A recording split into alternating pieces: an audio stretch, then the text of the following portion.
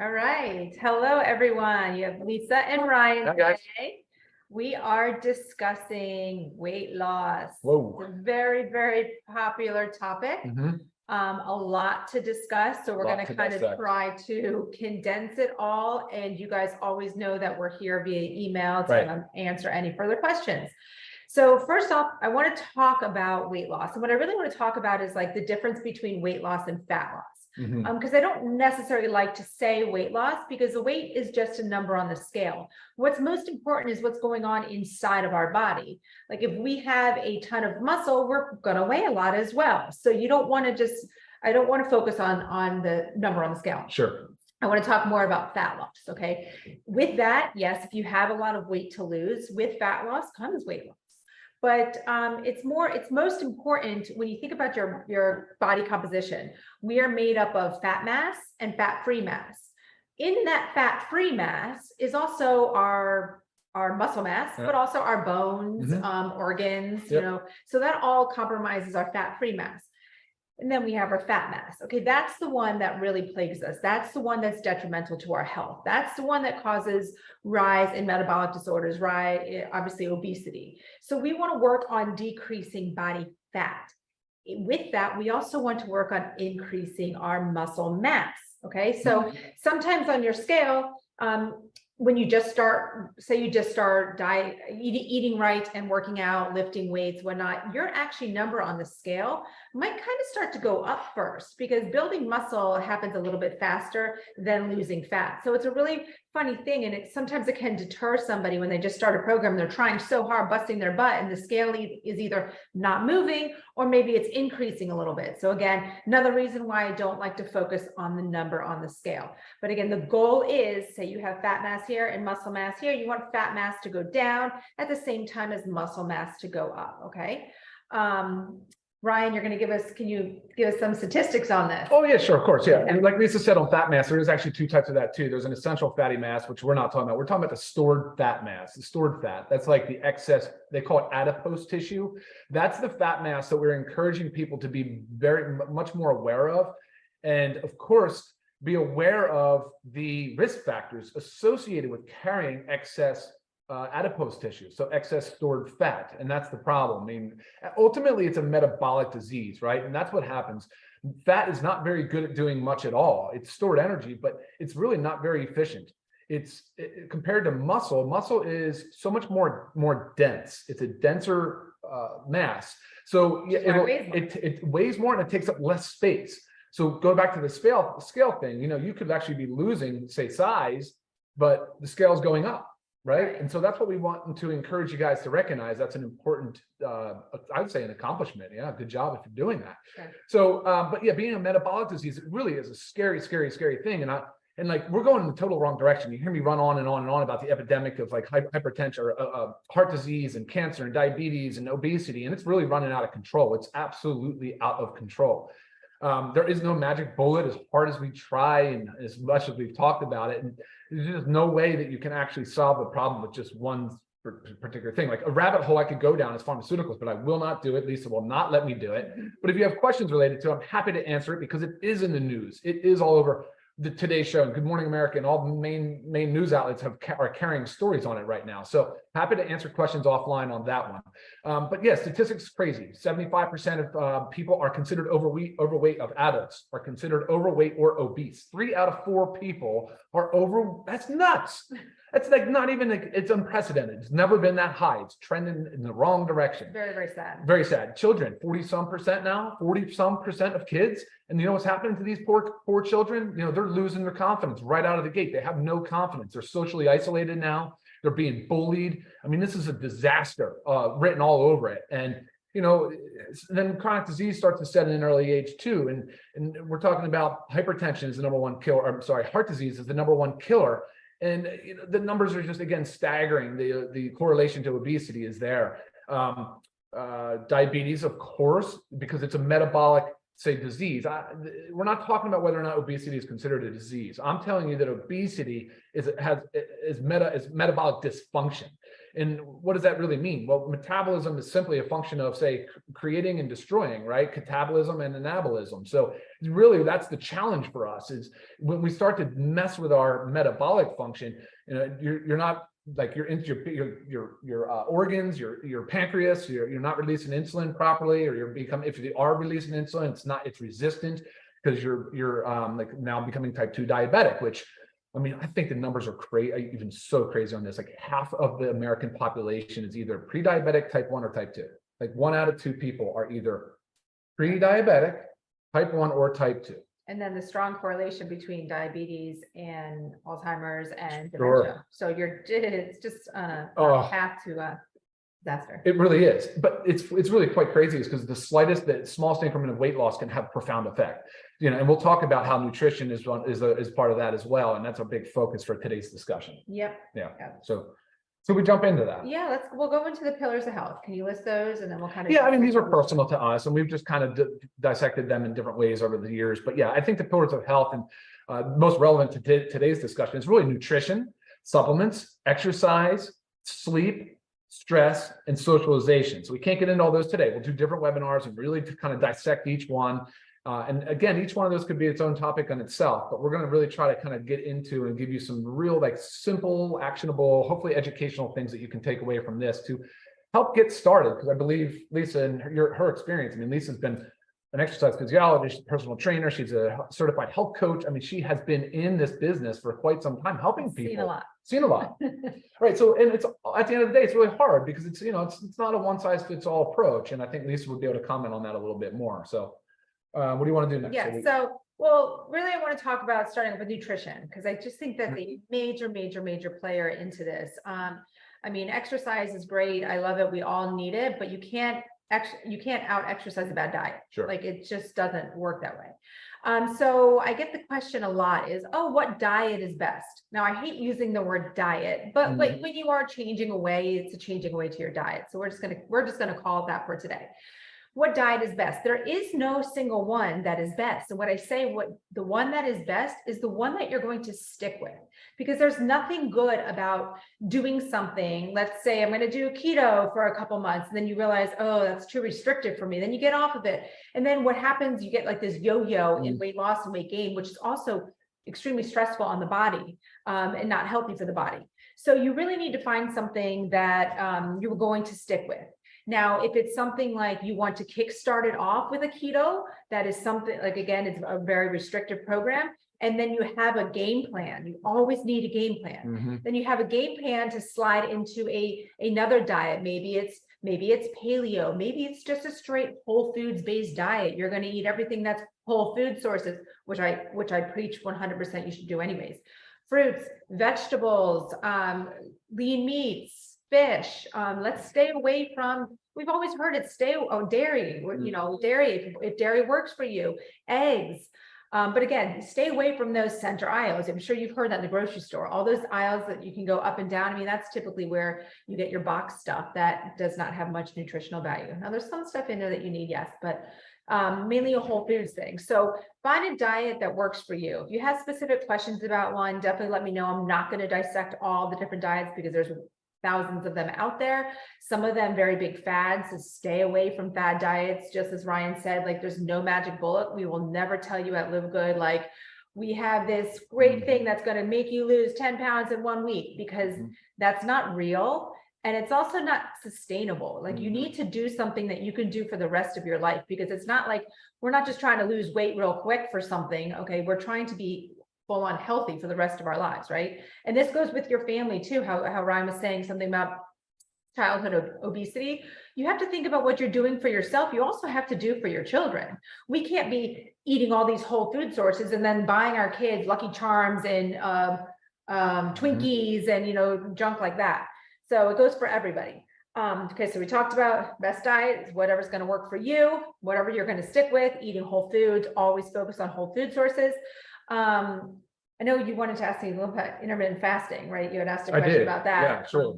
And I know a lot of people also do reach out to me about intermittent fasting and my take on it. Now, there's lots of different schools of thought out there, lots of different science behind all different ways of intermittent fasting. But I want to tell you that What's most important about fasting is that you fast for a solid 12 hours. Now, if you think about that, guys, that's pretty easy. You're probably already doing that anyways, from the time you finish dinner to sleeping through the night and then waking up and having whenever you have breakfast. The reason you need to do the 12 hours is when we sleep, when we are resting, when we are fasting, our body's doing its healing and repairing. If you give it food, it's going to go straight to digestion. So then your body's not doing the other things that it needs to do. Say even you have like a little injury going on, it's not going to be able to focus all its attention on that injury when you're constantly feeding it, because then it's going to say, oh, now we need to digest. Now we need to digest. That's where those 12 hours come into play. Most people know about the most common intermittent fasting is the 16-8, right? Where you fast for 16 hours and then you eat for 8 hours. That can also be a great way for you to control your calorie intake, okay? But again, you have to find what works for you. You can fast for 14 hours.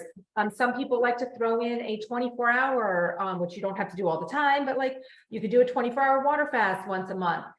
Again, you have to find out what works for you. Me personally, I'm about 14 to 15-hour fast because I'm very careful of not to overstress my body with that, which goes right into especially for premenopausal women. For premenopausal women, you also have to be careful with fasting too much because you could really screw up your hormones. It can actually cause a high stress response in your body, and then your hormones get thrown off, and then what happens? We gain weight. Okay, so it's like you're just fighting against your body. You have to go with what your body is actually telling you. So to me, after I work out, have my overnight fast, it's about 14 to 15 hours. My body's like, all right, Lisa, it's time to eat, and then I break my fast. So again, find that sweet spot that works for you, but it is another way, if you want to call it a diet, it is another way to control what you are eating and how often and when. So you can only get so much food in that 8-hour window. So it can help you, especially if you need to go on a little bit of calorie deficit to lose weight. Okay, that was the big one. Talk a little bit about macros and micros. So we'll get more into, I'll let Ryan get more into the micronutrients, and that's all your vitamins and minerals. So that's going to kind of tie into like, with supplementation, but your macros, you also need to make sure you're getting all your macronutrients. Okay. Those are your proteins, carbohydrates, and fats. The most important one really is protein. Okay. And I want to emphasize protein intake. We've done Zooms on this, so I'm not going to go into super detail, but you need to make sure you're eating enough protein for weight loss. You have got to do it. A great way to think about it is incorporate some type of protein at every single meal. Not to mention the easiest way to get 20 grams of protein in there is our protein powder. So got to focus on your protein. It's also going to help you eat less, okay? Because you're going to feel full after a meal. Think about if you just eat a plain salad, or if you have like a nice 5-ounce piece of chicken breast and a little bit of broccoli, you're going to feel full. So you're not going to feel like snacking right away, or like, oh, how am I going to make it to dinner? I'm starving. So make sure you're getting that protein in there. Calories do matter. I hate that whole theory of like, if it fits in your calories, eat it, because you've got to feed yourself like real nutrition, real whole foods. Yeah. What you eat actually matters. And if you're needing to lose weight, you do need to be at a little bit of a calorie deficit. You have to be there for the body fat to go down. But you want to be careful not to go too low in that, because a lot of people think, oh, well, I want to lose weight, I'm just not going to eat. Well, that's a problem, right? Because first, yes, it backfires 100%. I'll tell you why it backfires is because it starts to slow your metabolism down. We want our metabolism going. We want our bodies working for us. When we're resting, when we're doing nothing, we don't just want it working for us when we're exercising or trying. We want to be super efficient. When you're not eating enough, especially for a long amount of time, your body starts to slow down its metabolism because it thinks, I don't know when I'm going to eat again. Okay, your body's not your brain. It doesn't know when you're going to eat again. So naturally, it slows everything down to preserve what is there. So you've got to make sure you're eating enough, but also be at that little bit of a calorie deficit, be below your calorie goal. And I'll give you some tips on how to calculate all that in general. So again, you got to eat to lose. You really do. I've had so many patients that I've worked with one-on-one that when they tell me, oh, I'm only eating 1,200 calories a day, I'm like, well, there's your problem. So I increase their calories, say to 1,600 or somewhere up in 1,800 calories a day. And what starts to happen? The fat melts off of them. Guys, I'm serious. It's the hardest concept because like, wait, how do I eat more but then lose weight? It's real. If you eat the right things, You will, I promise. Eliminate added sugars. Sugar in general is like the root cause of like everything. Sugar is horrible. So please eliminate those added sugars. Leave yourself maybe one little small dessert a few times a week, a piece of dark chocolate after dinner. We always go for another serving of our protein powder because it really is delicious. Okay, that's a lot about nutrition. Do you have any questions on that? Anything that I missed? Man, we can tell you're passionate about it. You know your stuff. It just, yeah, I don't have anything specific on that. Okay. And then I'm going to tap into exercise. And I don't want to get into too specifics on exercise because everybody is in their own situation. Okay. What do you have access to? What your time allows you? But the biggest thing you need to understand is you've got to move your body every day. If you're at a computer job and I get these emails, well, I sit for 8 hours a day. Well, why are you sitting? You know, you can stand up. You can request maybe a standing desk, or you can build one, right? You just need to build something elevated. Your body's working harder when you're standing. So get a standing desk or set an alarm. Okay. Every 15 minutes. I know Apple Watch does it too, right? What is it? Do you know how often? Every like 15, 20 minutes, get your body up and move. If you're in the office, go to the water cooler, go to the kitchen, whatever you have to do, just move your body. And tell your boss it'll increase productivity. 100%. It will 100% will. And then there's two types of exercise, right? You have your resistance training, your weightlifting, and which can also be done with body weight because, you know, it is a weight. And then you have your cardiovascular exercise. We really do need both of them. It's hard to say, choose one or the other. Like, look, if you told me you had only 3 hours a week to commit to exercise, I would say do 30 minutes of each, you know, a week. So I'm just giving an example if you have like super limited time, but you need to do the cardiovascular training. You need it for your heart, but it also helps with weight loss. But you've got to lift weights. You've got to put muscle on. And what does muscle do for us? It helps us burn fat. Muscle increases your metabolism. Then it's your body's just burning fat. So the more muscle you have, the more fat you're going to burn. The scale might say you weigh a little more, but you know, if you can know your body composition, which I'll give you some tips on how to know that. If you can know that, you can see the conversion of it all. It's a really rough rule of thumb for exercise. And I got to just say it's on most days of the week. That's the guidelines. Exercise on most days of the week. Guys, that's 4 days. Okay, if we ever got a 7-day week, that's 4 days. You've got to at least go for those 4 days. Just like I said with the fasting, you've got to at least fast the 12 hours. Do the bare minimum, guys. And if you can do more, I mean, huge bonus. Things will just happen faster. This is not easy. Weight loss is not easy. No, it's not. I will tell you, it's easier to maintain when you get to where you are. So don't think of it as like, I can't do this forever. You can. You've got to put the work in if you actually want it. Okay. Don't just say, I want to take this pill and lose 20 pounds and everything's great, because it doesn't work that way. Okay. That's a little bit about exercise. It's a lot. Sure. We should do our own thing just on exercise. Sure, for sure. And then touching on just sleep and stress, the only thing I really want to say is when you're not getting 7 to 9 quality hours of sleep, what typically happens is we make poor food choices. We're too tired to exercise and our stress goes up. Okay. There goes stress. What happens when our stress goes up, guys? It increases our cortisol. Ryan can dig into that a little more, but what happens when our cortisol is up? We gain weight. So it's kind of like a whole vicious cycle. And that's what we call it, the pillars of health. You really need all of it put together for your body to work. You want your body to work for you, not against you. So if it's working against you, you got to figure out why. All right, let's take that, Ryan, into supplements. Cool. And then sounds good. Before we do that, hold up real quick. Let's look and see if there's any questions here. I know there's a few, but we'll talk about the protein question. There's a honey question or a honey comment.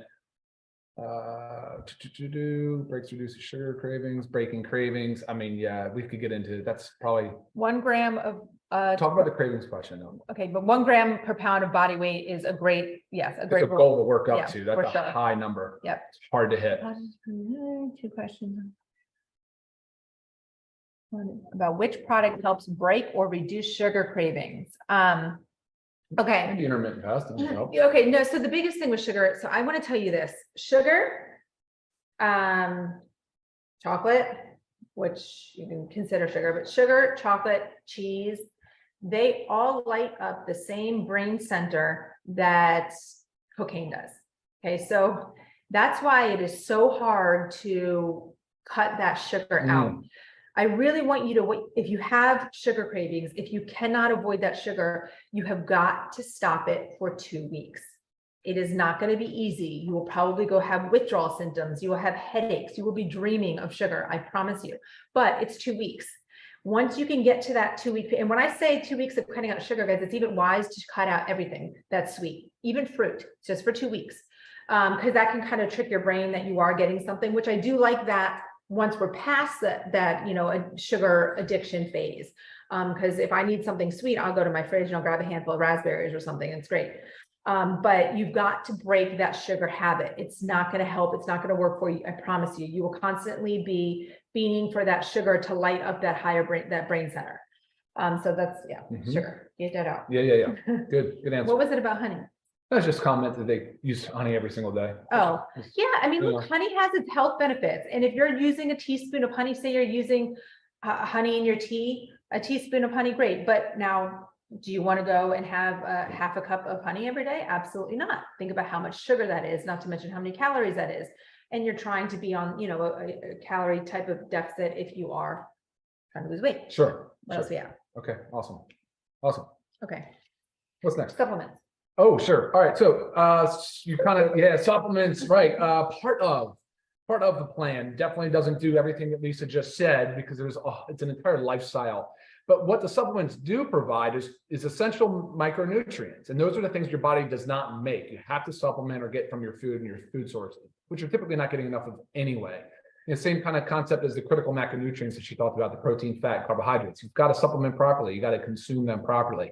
So the concept at LiveGood, though, we wanted to focus on the body composition argument, that piece for a lean muscle mass, to increase lean muscle mass. And that's important, because the lean muscle mass, again, is a more dense tissue, but it's also way more metabolically active. It's a huge energy demand center. So the more lean muscle mass you have, the higher your resting metabolic rate will be. And Lisa talked about metabolic rate and metabolism. And you'll literally burn more calories and significantly more at rest if you have more lean muscle mass. And so that's to me, like, that's the only way that this whole thing makes sense. So what we did was we started, let's attack the foundation first. So the foundation is going to be the LiveGood Bioactive Complete Multivitamin. Contains essential micronutrients. So those are the things your body's not getting, not making on its own, the vitamins and some minerals. So that's what's there. And then there's B vitamin complex. It's formulated for men and women. So it contains all of those essential, well, not all of them, but most. And that's a really important foundational supplement. The next foundational supplement we have is the vitamin D3 with K2. D3 with K2, guys, it's a fat-soluble vitamin, best taken with food, usually in the morning, and it helps actually regulate some of the melatonin, suppress some of the melatonin, so it's involved in your sleep and awake cycle. Oh, there you go. But the vitamin D3 is super, super heavy duty, involved in bone health, in immune function, in energy, in mood. But as we're talking about aging and lean muscle mass preservation, it's a big part of that discussion is your bone health as well as your hormone health. And we're going to talk about that here in a second. So yeah, that's vitamin D. Now that's with 2,000 units, and you guys can watch the YouTube videos on D. We'll get real granular on that. Magnesium is just absolutely a monster in this foundational supplement, because it's involved in over 300 biochemical reactions. But think about this. The magnesium has a huge role in bone health, in muscle and nerve function. It's like being involved in over 300. It's involved in hormone. It's involved in sleep regulation, stress regulation. So it's really critical that we get enough magnesium. Most people are not. Now, of all of these, the vitamin D is easy to measure in the blood test. Magnesium, not as easy. And then, of course, all the micronutrients that are panels, but that's not really something we recommend you do. Then we decided we're going to attack the protein hypothesis. So we wanted to add in, what you get is you get your choice of amino acids, you get two tubs of the complete plant-based protein. And the idea here is that you're probably not getting enough protein in your diet. That's the concept, because the amino acids can be counted towards your protein goal. But amino acids, protein are both, well, protein is just amino acid, truthfully what it is. They're the building blocks of life, quite frankly. So they're really, really involved in the metabolism of hormones, of enzymes, of neurotransmitters. So let's talk about that for a second. Hormone dysregulation, huge problem with obesity. Yeah. Right. So much dysregulation going on. I know that's a hot topic for Lisa. We probably will do a Zoom literally just on hormones. It's a lengthy discussion. We're both pretty well educated on that topic. But so it's a precursor to hormones. It's a precursor to enzymes, which are really important for breaking down foods, and they're involved in a lot of different chemical reactions in the body. It's a precursor to neurotransmitters. So really, there's a bunch of them, but the two main ones that come to mind, like your reward center, your dopamine, your serotonin, involved in sleep, and there's just so much that goes on in neurotransmitter world. And then, of course, the protein is involved in muscle synthesis and preservation and maintenance of muscle mass. And that's ultimately what we're trying to help you guys achieve, is putting on more lean muscle mass for all of those reasons we just mentioned. I think that, does that round out the pack? I know you have coffee here. Coffee in, remember, that's an optional, because some people don't drink coffee can or have can't have coffee. caffeine. Yeah. It is the option there. The coffee is cool. I mean, it's awesome. Don't get me wrong. It's a thermogenic, and people are like, well, I like caffeine for weight loss, but no, that's really not the best way to look at it. But it is. It's a good jump start to the day. It's got adaptogenic mushrooms, helps with your stress response, fiber, maca, green tea. So it's really, it's loaded. It's a beautiful coffee. It's all USDA certified organic. So you're getting a really good, a healthy coffee. Right. And there's certain things that I know that they're not up here with our lean body pack, but I just want to say a few things that can help increase metabolism. A few supplements: fish oil, because we know that's in our factor 4. Turmeric or curcumin, we know that's in our factor 4. Sure. Green tea, which we have green tea in the coffee, as well as the super greens. Vitamin B12 helps to speed up metabolism. That is in our multivitamin. Okay. Vitamin D, it is known that vitamin D deficiency can lead to obesity. And also there's a correlation between low magnesium levels and obesity. So that's why it's right here. It's easy. We made it easy for you to do. And of all the things that we're talking about with the nutrition and the exercise and the supplementation, guys, this is easy.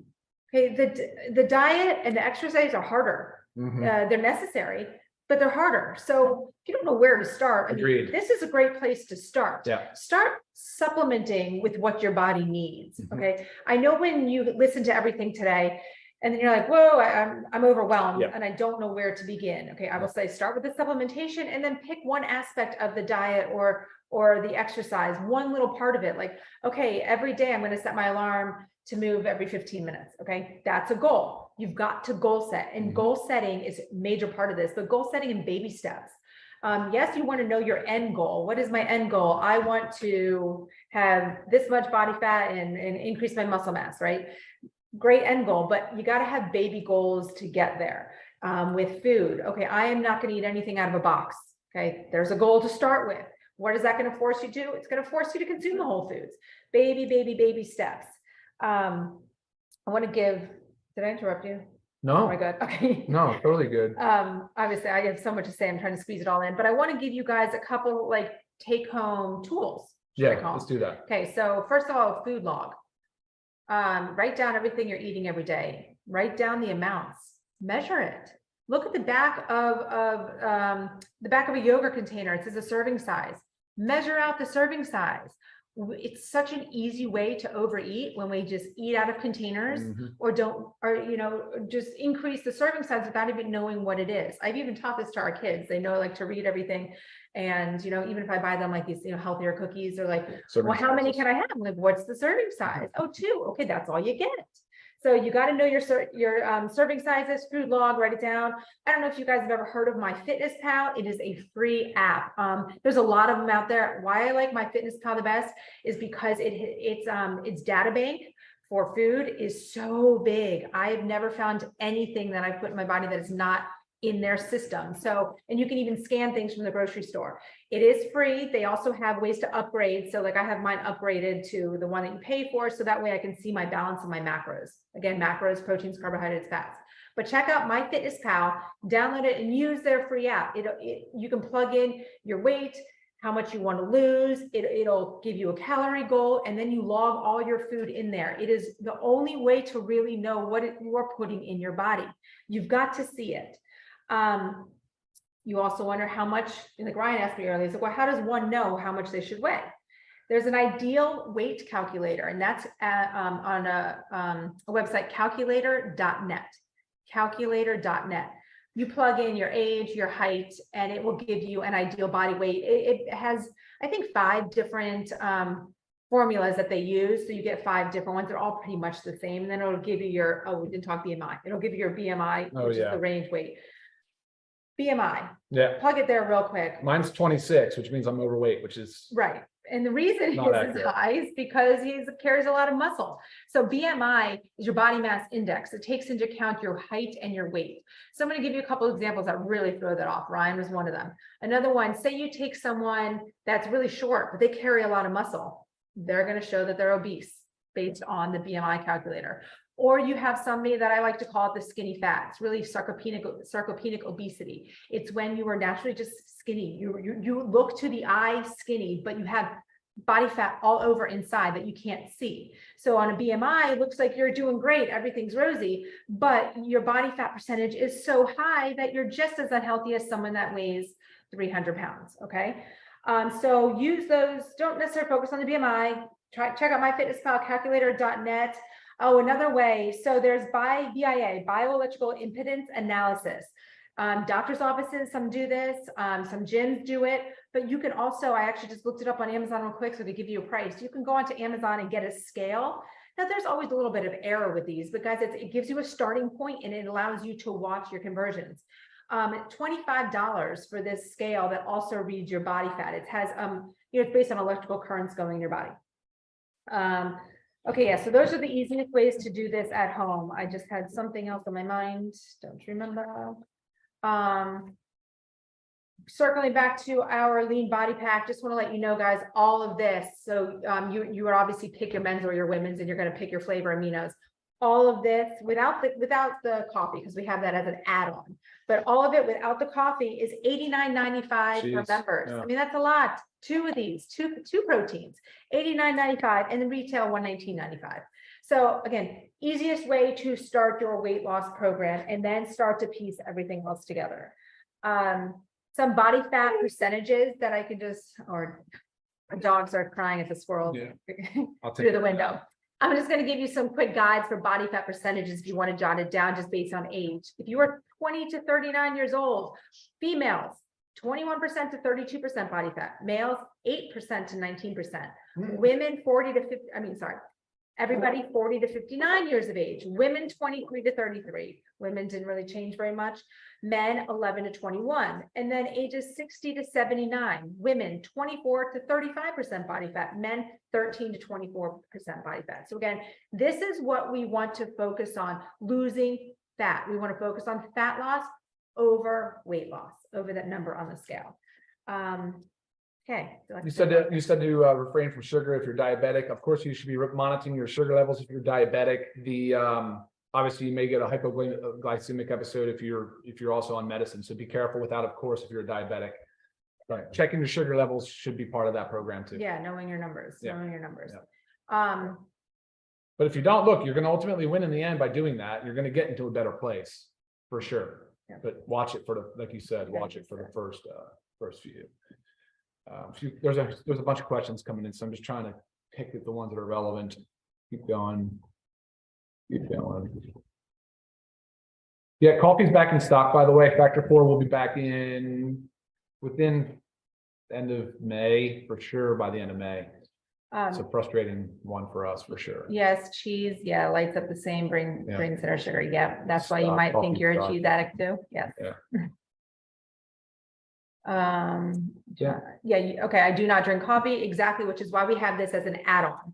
So you'll see when you're ordering the Lean Body Pack, there's a little section where you can add the coffee for an extra $15. This does not come in the pack because we know some people don't drink coffee or they can't have caffeine. And our coffee does have the caffeine. Salt cravings. Look, guys, salt is good. Our bodies need salt.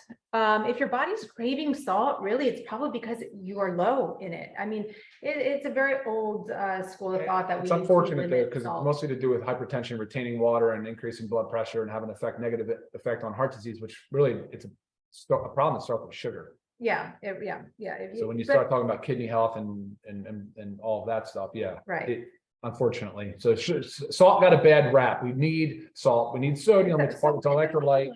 Right. If you get imbalanced, you have difficulty with many of the other nerve functions. No, avoid the junk salt, Of avoid the course. table salt. Like that's Oh, the stuff cheap, that, junky stuff. yeah, that's the stuff. I mean, get Himalayan pink salt. We have a different Zoom call every Monday. It's the same link. Yeah, we're having it's just an issue with distribution of invites due to the massive number of emails. Yeah, We so fixed that though. So, all right, cool. Okay. I think guys, we've longest one we've Gone done long. yet. 35 minutes after 12. Good job, Lisa. It was a lot of content. I hope you guys got some of those takeaways. And we're of course always available for questions. Yep, email. And this is recorded. This will be up on our YouTube channel today. Yeah, sure will. So please, I know it was a lot to cover, but re-listen and share this, guys. Share this with your friends and family. Okay, it's a lot. All right, we're here for you. Okay. Have a great, super productive day in your week. Bye, See ya. guys. Bye. Almost.